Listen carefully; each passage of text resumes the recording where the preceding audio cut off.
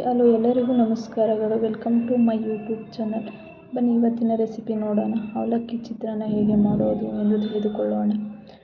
ಅವಲಕ್ಕಿಯನ್ನು ನೀರಿನಲ್ಲಿ 3 ಬಾರಿ ವಾಶ್ ಮಾಡಿ 5 ರಿಂದ 15 ನಿಮಿಷಗಳ ಕಾಲ ನೆನೆಯಲು ಬಿಡಿ.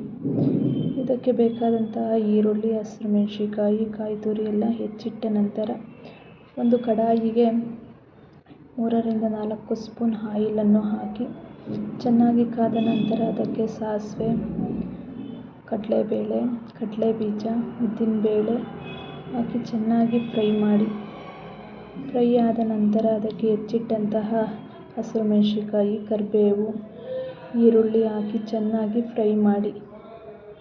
ಚೆನ್ನಾಗಿ ಫ್ರೈ ಆದ ನಂತರ ಅದಕ್ಕೆ ಸ್ವಲ್ಪ ಉಪ್ಪು, ಅರಿಶಿಣ ಹಾಕಿ ಚೆನ್ನಾಗಿ ಮಿಕ್ಸ್ ಮಾಡಿ ಅದನ್ನು ಎಣ್ಣೆ ಬಿಡಲು ಬಿಡಿ.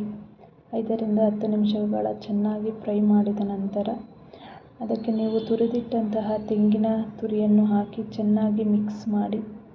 ಮಿಕ್ಸ್ ಆದ ನಂತರ ನೀವು ತೊಳೆದಿಟ್ಟಂತಹ ಅವಲಕ್ಕಿಯನ್ನು ಅದಕ್ಕೆ ಸೇರಿಸಿ ಚೆನ್ನಾಗಿ ಮಿಕ್ಸ್ ಮಾಡಿ. ಮಿಕ್ಸ್ ಆದ ನಂತರ ನೋಡಿ, ಅವಲಕ್ಕಿ ಒಗ್ಗರಣೆ ಈ ರೀತಿ ರೆಡಿಯಾಗಿದೆ. ನೀವು ಮನೆಯಲ್ಲಿ ಟ್ರೈ ಮಾಡಿದ ನಂತರ ಹೇಗೆ ಬಂದಿದೆ ಎಂದು ತಿಳಿಸಿ. ನಿಮಗೆ ಇಷ್ಟವಾದಲ್ಲಿ ನಮ್ಮ ಚಾನಲನ್ನು ಸಬ್ಸ್ಕ್ರೈಬ್ ಮಾಡಿ, ಫಾಲೋ ಆ್ಯಂಡ್ ಶೇರ್ ಮಾಡಿ. Thank you for watching.